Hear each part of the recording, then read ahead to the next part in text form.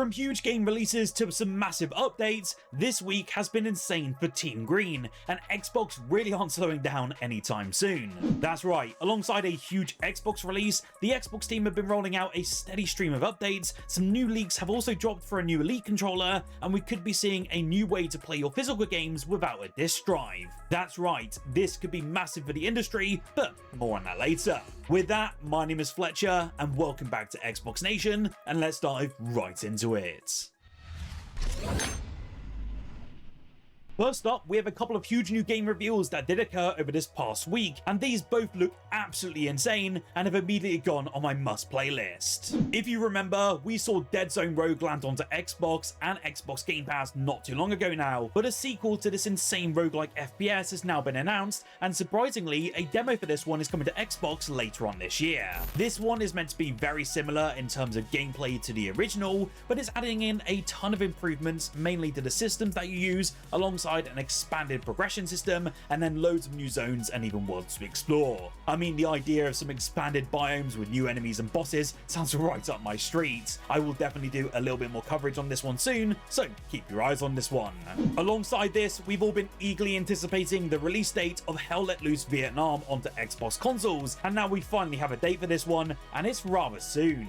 If you're unfamiliar with this game, it is an authentic FPS that is relatively hardcore, as it does require teamwork, communication, and tactics to ultimately win matches. I do say hardcore because the time to kill here is very fast, and you need to be very strategic with how you fight enemies. Hell Let Loose is already an insane game, especially for World War II, and this is just upping the ante with stuff like Hueys, boats, buildable tunnels, and even more within the customization department. The date has now been given of the 18th of June. Yeah, it's that soon. I did get to play the closed test, and I did enjoy my time with it, but man, it definitely needed some work, especially on the optimization front. I'm kind of skeptical about how this one's going to land, but of course I will bring you more coverage nearer to the launch date.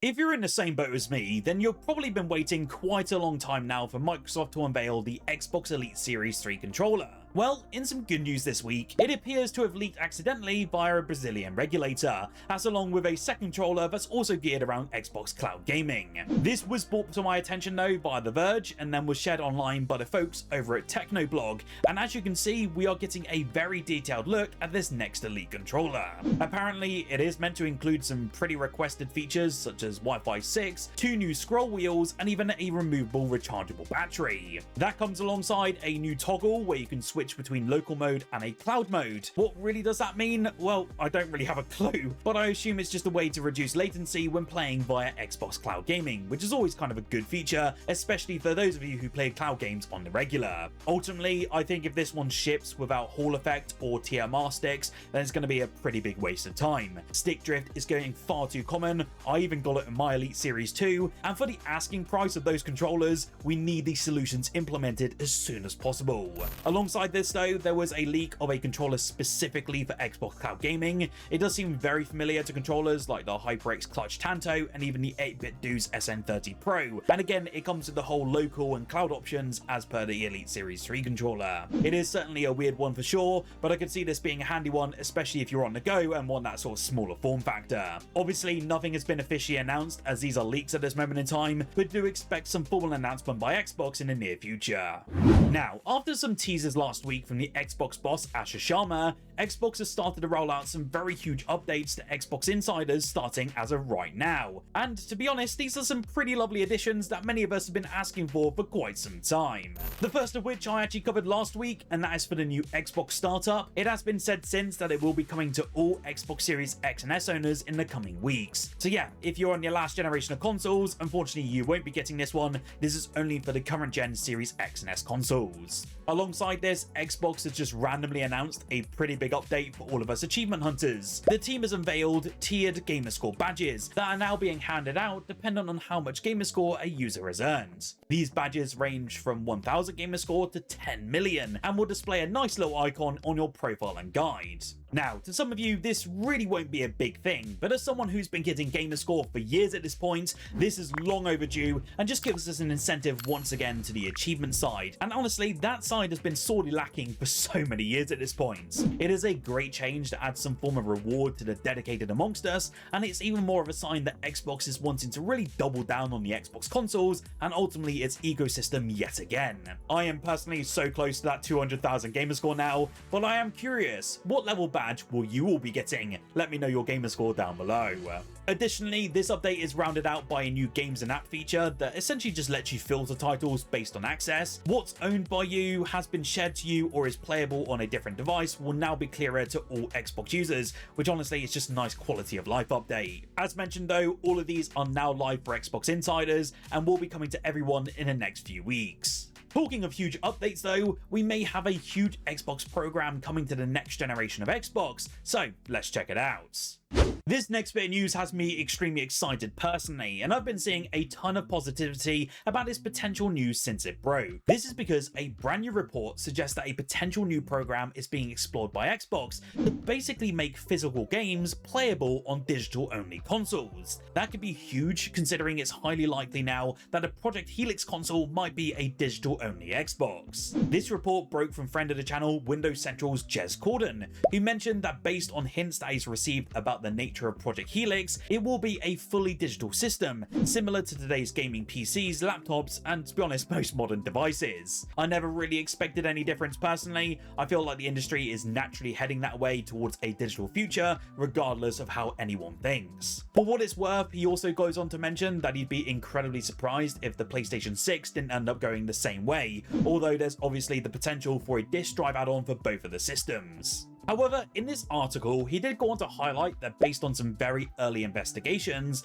Xbox may be working on some kind of disc-to-digital program that would provide entitlements based on your physical library. This is codenamed Positron, and it could be a total game changer for the whole industry if Xbox can actually make it work. Jez has stated that he's going to try and find out a little bit more about this one, starting with if it's actually even real. So again, don't take any of this as fact as of right now. It certainly sounds intriguing at the very least though. Personally, it won't be too much of an issue for me because I have pretty much every single Xbox console and I haven't purchased a physical game in quite a few years now. I know there's still a large contingent of players though who do get physical games, especially as a means of ownership. It could really be a seismic shift for the entire industry, as it would almost be like a dual entitlement situation, and it's kind of like what we're seeing with the Xbox Play Anywhere system. It does make me wonder whether publishers would have to opt into something like this, and I'm also curious to see how it would work with trade-ins, as I know that's a very big positive about owning physical media. What do you think about all of this though? Does that premise sound interesting to you, or are you only digital these days? Do let me know in the comments below.